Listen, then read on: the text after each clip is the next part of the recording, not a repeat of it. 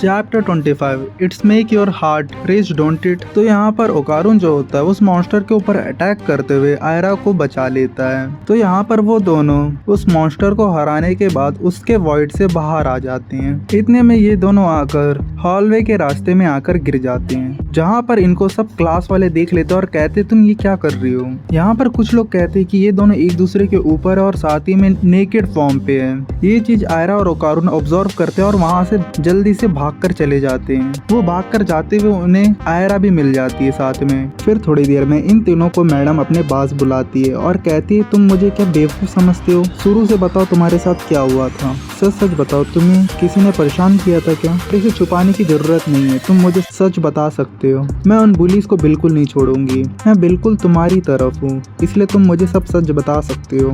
इतने में ये तीनों बोलते हैं थैंक्स मैडम। इतने में डोर नॉक होता है और कोई आता है और कहता है मैडम आपके लिए फ़ोन कॉल आया है। तो यहाँ पर मैडम बोलती है तुम्हें अंदर आने से पहले परमिशन मांगना चाहिए। यहाँ पर वो आदमी बोलता है I am sorry queen sensei, लगता है तुम्हें भी पनिशमेंट देना पड़ेगा। तो यहाँ पर वो मैडम बोल के जाती है इन तीनों को अगर तुम्हें यहाँ पर रुकना है तो तुम रुक सकते हो, तक तुम्हारी मर्जी हो। यहाँ पर ये तीनों बोलते हैं थैंक यू मैडम। तो यहाँ पर मोमो जो होती है वो पगला जाती है और कहती है अब मैं क्या करूँ, उन सब लोगों ने हमें गलत पोजीशन में स्पॉट कर लिया है, अब मैं क्या बोलूँ इस चीज का। और दूसरी साइड आयरा बोलती है कि मेरी पॉपुलैरिटी और मेरी इमेज का तो कवाड़ा हो गया। इतने में मोमो बोलती है कि मैं ऐसा अटैक फिर से झेल नहीं पाऊंगी उन एलियन से। फिर अपना ओकारुन बोलता है इस बार वो लोग मेरे पीछे थे क्योंकि उन्हें टर्बो ग्रैनी की पावर चाहिए थी। फिर मोमो आयरा को पूछती है कि तुम एक्रोबैटिक सिल्की की पावर कैसे यूज कर पाई थी। तो यहाँ पर आयरा बोलती है कि मिडिल ऑफ द फाइट में मैंने अपने पावर को जगा लिया था, मैं वैसे भी सेवियर ऑफ द वर्ल्ड हूँ। इतने में आयरा बोलती है कि लगता है एक्रोबैटिक सिल्की की ऑरा जब तुम्हारे अंदर ट्रांसफॉर्म कर रही थी उसके साथ उसकी पावर भी तुम्हारे अंदर आ गई है लगता है। तो यहाँ पर ओकारुन बोलता है कि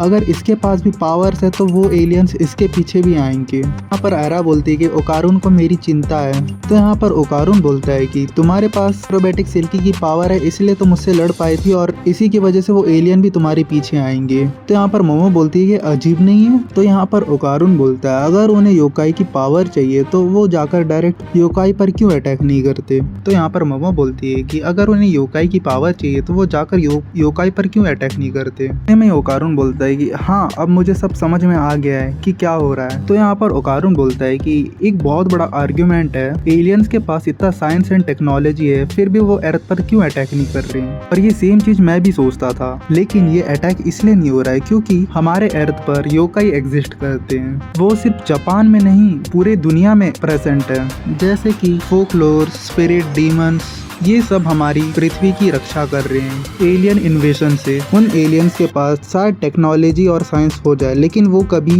योकाई को नहीं हरा सकते, इसीलिए वो हम जैसे इंसानों पर अटैक करे ताकि हम पर एक्सपेरिमेंट करके उसका सोल्यूशन निकाल ले, जिससे वो अपने साइंस और टेक्नोलॉजी को डेवलप कर योकाई को हरा सकते हैं। अब मुझे सब समझ में आ चुका है, इसलिए मुझे मेरा गोल्डन बॉल जल्दी ढूंढना चाहिए, अदरवाइज वो उनके हाथ लग गया तो बड़ी परेशानी हो जाएगी। तो यहाँ पर मोमो बोलते है कि ये स्टोरी बहुत ही अजीब है, इसलिए मुझे समझ नहीं आ पा रहा है कि कौन एक्चुअली में बैड है। और आयरा बोलती है कि इस दुनिया को बचाने की जिम्मेदारी मेरी है। इतने में मोमो वापस से वो हॉलवे की बात याद कर लेती है जहाँ पर ये सब नेकेड थे। यहाँ पर आयरा बोलती कि मुझे वो बात याद मत दिलाओ, वो बहुत ही अजीब लगता है मुझे सोचकर। फिर यहाँ मोमो बोलती है कि अगर मैं ये बात किसी को भी बताऊंगी कोई विश्वास नहीं करेगा हमारी बात पर, क्या बोलूँ मैं। तो यहाँ पर आयरा बोलती है कि मुझे पता है ये सब तुम्हारी गलती है, तुम ही ने मुझे कहा था कि नेकेड होने के लिए। तो यहाँ पर मोमो बोलती है ठीक है तुम यही जाकर बोल दो।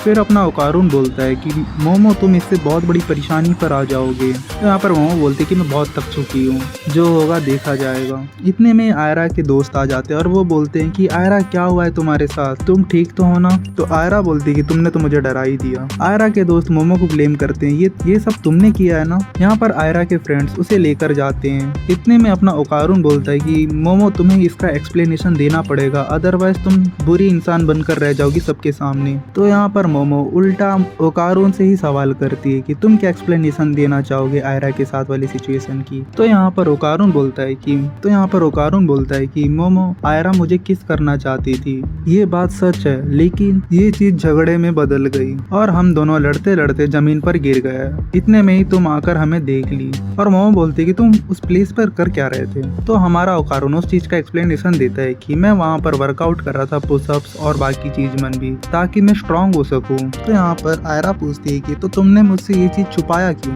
मैंने ये बात इसीलिए छुपाई थी ताकि मैं तुम्हारे सामने कूल बन सकूं, फाइट के बीच में अपनी पावर्स का शो ऑफ कर सकूं तुम्हारे सामने। वैसे भी मैं एक लड़का हूँ, इसलिए ये सोच रहा हूँ। ये चीज सुनकर मोमो शॉक हो जाती है और फिर ओकारुन को टीज करने लग जाती है। यहाँ पर अपना ओकारुन बोलता है प्लीज मुझे टीज करना बंद करो। फिर मोमो बोलती है कि तुम मेरे सामने कूल बनना क्यों चाहते थे, ये बताओ मुझे। तो यहाँ पर ओकारुन एक्सक्यूज देते हुए बोलता है कि मैं एक मैन हूँ। तो यहाँ पर मोमो बोलते हैं इससे क्या लेन देन है कि तुम मैन हो।